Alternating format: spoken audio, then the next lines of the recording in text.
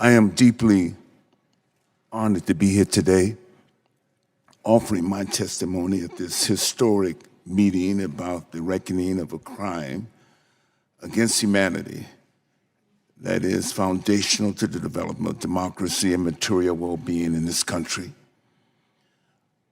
A national reparations policy is a moral, democratic, and economic imperative. I sit here as the great-grandson of a former slave, Mary Brown, who was freed by the Emancipation Proclamation on January 1st, 1863. I had the fortune of meeting her as a small child. I also sit here as the grandson of Reese Mae Huntley and Rufus Mack Huntley.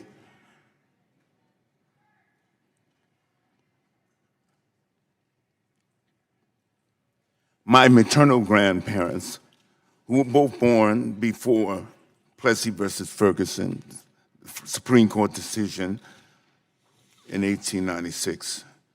And for a significant portion of their lives, they worked as sharecroppers and tenant farmers in rural Georgia until they were able to save enough money to purchase a small farm. They were subsistence farmers.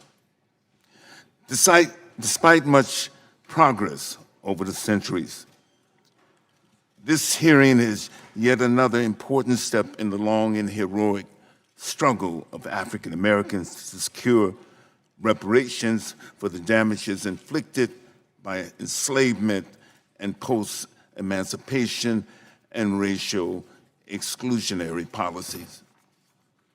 Many of the organizations who are present today at this hearing are amongst the historical contributors to the present national discourse, congressional deliberations, and Democratic Party presidential campaign policy discussions about reparations.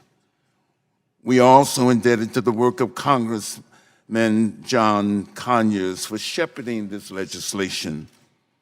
The adoption of H.R. 40 can be a signature legislative achievement, especially within the context of the United Nations International Decade of People of African Descent.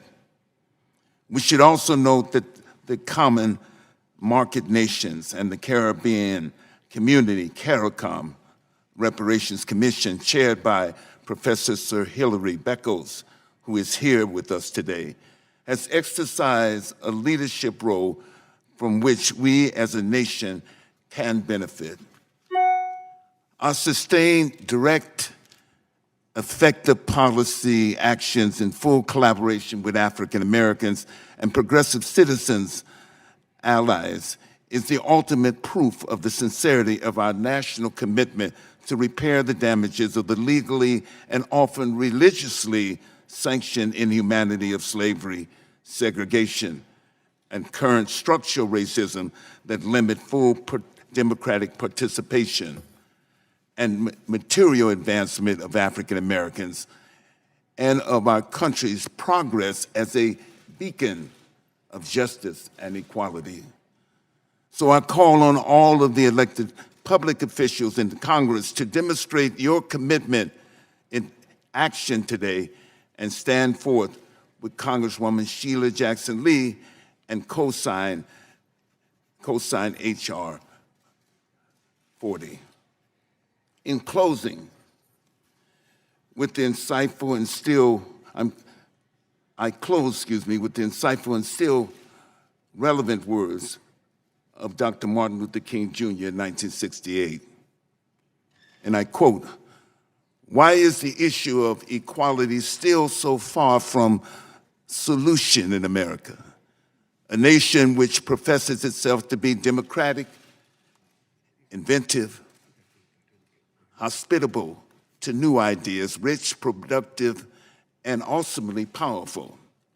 Justice for Black people will not flow into society merely from court decisions, nor from fountains of political oratory, nor will a few token changes quell all the tempestuous yearnings of millions of disadvantaged Black people. White America must recognize that justice for Black people cannot be achieved without radical changes in the structure of our society.